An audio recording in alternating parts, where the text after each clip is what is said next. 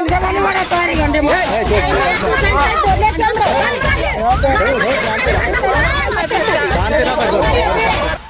વચ્ચે ને વચ્ચે બેઠા છો. સોરી હા, ભૂલથી મરાઈ ગયું. હવે ફરીથી આવું નહીં થાય. હાલે આનો ડૂચો વાળ હવે ને સીધું કર સીધું. થયું ના થયું ને?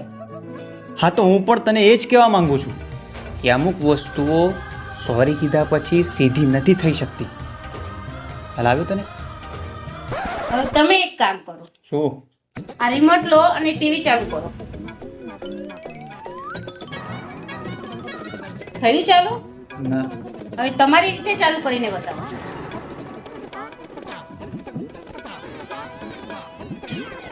થયું ને?